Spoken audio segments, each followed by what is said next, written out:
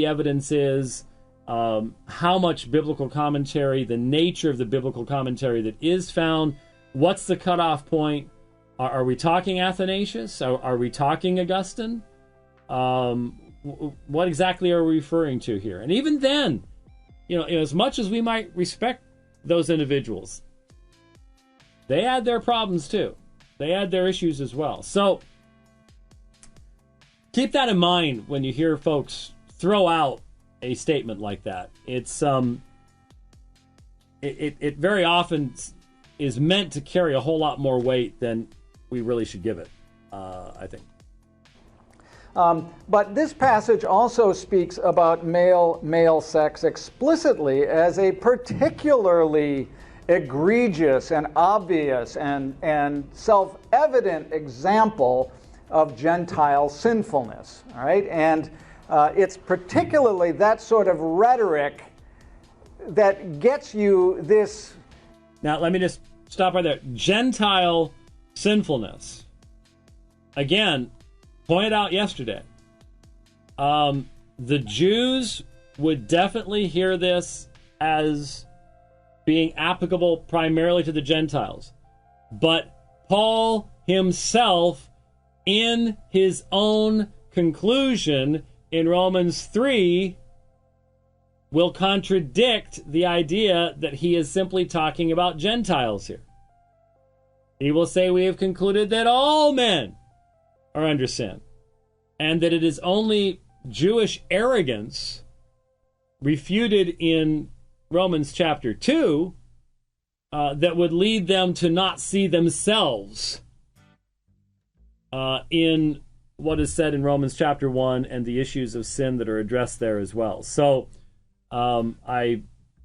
these are universal issues. The unregenerate Jew suppresses the knowledge of God just as much as the unregenerate Gentile suppresses the knowledge of God. The issue is the unregenerate heart. First question that probably some of you have encountered as you talk with people about this issue is, why are you even talking about this, right? Why, isn't the Bible absolutely clear about this, right? And it really has to do with...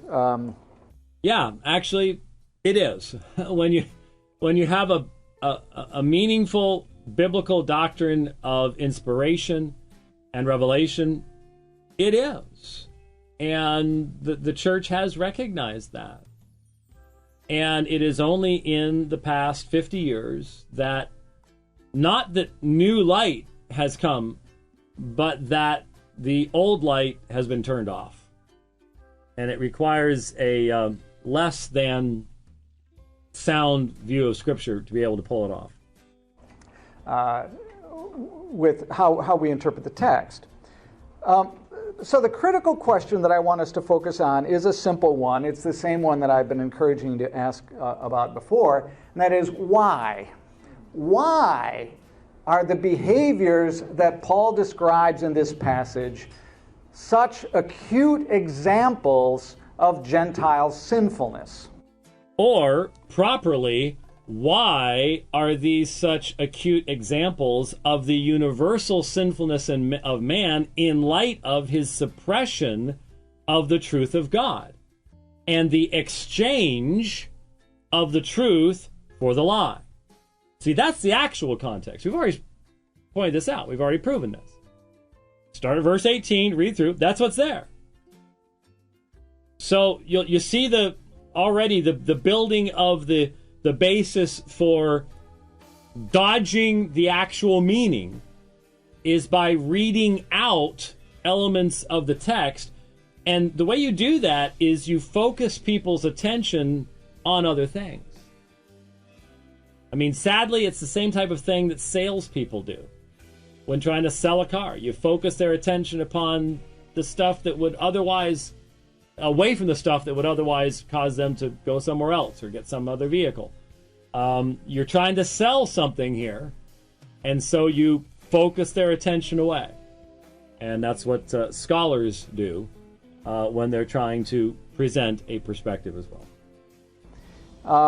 And, then to what extent does that seem to apply to committed gay and lesbian relationships today? I mean, that's the basic structure. Committed gay and lesbian relationships. Again, you cannot find a committed gay or lesbian relationship in the Bible. So, as we've pointed out with everybody else, the gay Christian movement contains within itself the fundamental denial of the sufficiency of Scripture.